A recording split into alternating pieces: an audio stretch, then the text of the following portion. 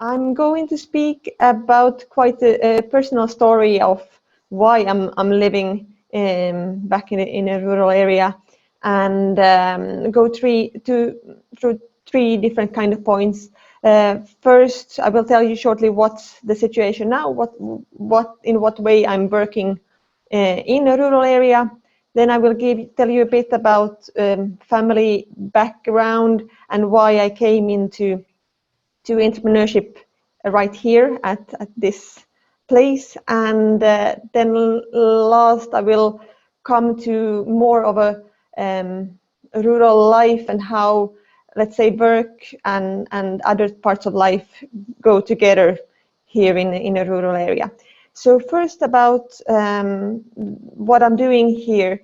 I'm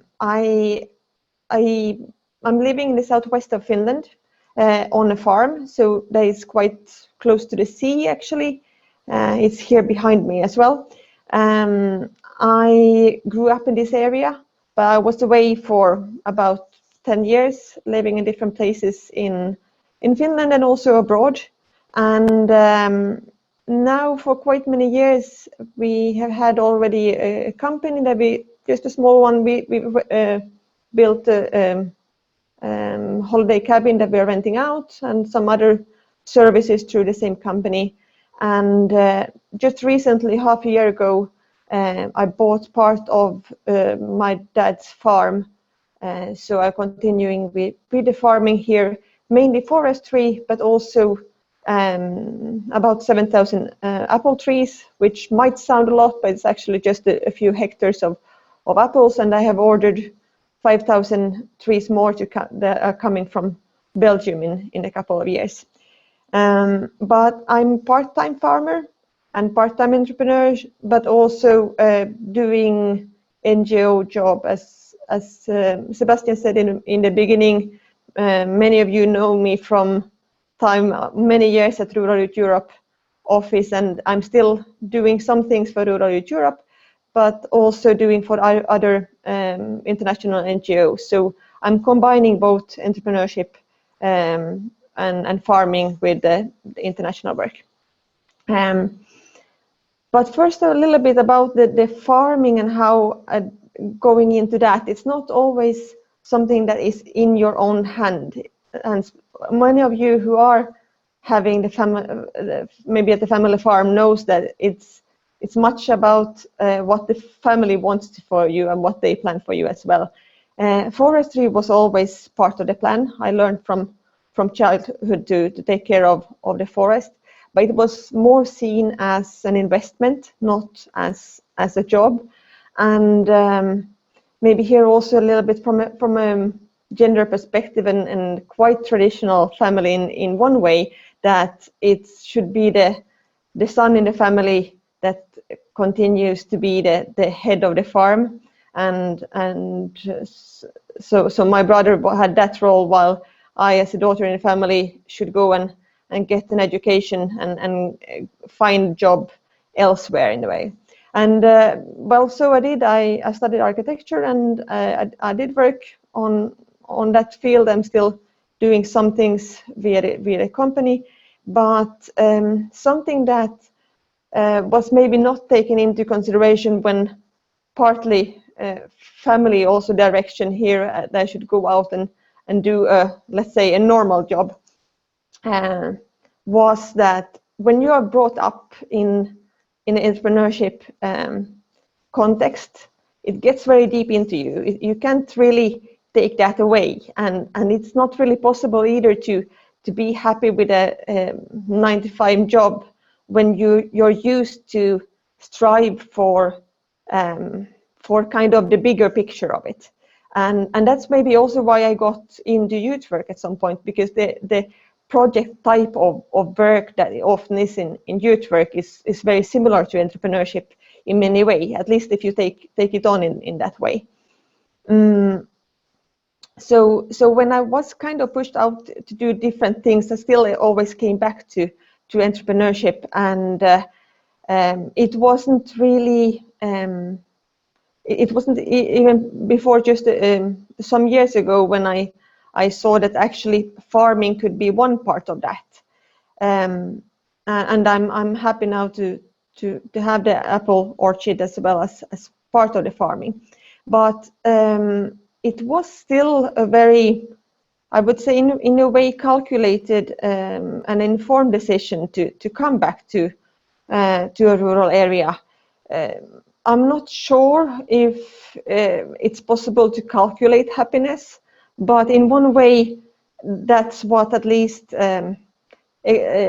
what has been guiding me to see where would I be happy and what kind of surrounding makes happy, and I quite quickly came to that a rural area is where I would be most happy. Of course, there's childhood memories when growing up here.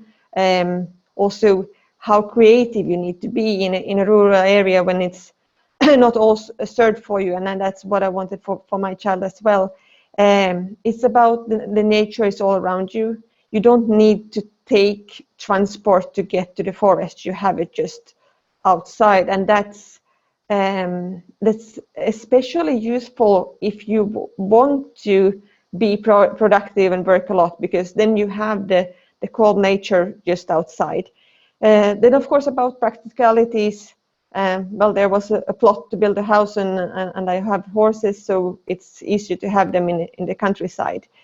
One big part that made it possible to move back here was that at the Rural Youth Europe job, I was able to take that with me. I was living in Helsinki at the time when I started working for Rural Youth Europe, but it was never questioned that when I suggested that I could move out here, and with the technical possibilities nowadays, it has been going very smoothly, and I see that many different kind of jobs can be done at any rural site as long as internet is good enough. So and then of course with the entrepreneurship advantages, I could have done more entrepreneurship in architecture or going more into youth work as entrepreneurship as well. But here there are things when still growing up on a farm. There are some things that are ready. There was already 7,000 trees, and I can build on that and improve that. So it would like to see what it is. It's even if it's not, things are not perfect always as it is when you start, but you can, if it's at least something, it's easier to get into the business in that way. So there's, for me, it's not, I don't feel only as a farmer or as an NGO worker or as an entrepreneurship with a cabin we're renting out. So it's many things that has put together, and it's a reason both to work here. But I would say work is part of life here. It's not like I'm certain hours at work. I'm always working, but I'm also always living here. So it's both parts. And the different kind of balance that you can get. I can write EU applications in the morning, and I can go out and work on the field in the afternoon, or I can choose myself as an entrepreneur when I work intensively with something, and then I can go away, travel somewhere if I want. So of course you're always, especially if you're growing something, it depends a lot on the times when it's growing and what the weather is like, but at least you have a certain freedom as an entrepreneur. Then about, I would say here at last, there's some of my message. I think many of you, when I was saying about the why it is for me important to live in the rural side, I think many of you are also agreeing with the situation and how the joy of living in rural areas. But I think it was important for me, and I think it will be good for many others as well to go away and to come back, because if you continue and stay in a rural site, you might not find people of so many different kind of people where you can get inspiration. So by being away for a while, you are both growing as the person you want to be, and then you are coming back with the choice and coming back in the way with a certain path you are coming, and also bringing a lot of innovation from other perspectives into the rural area and can develop something more there. So this was a little bit of my story of rural life, and I really enjoy it here.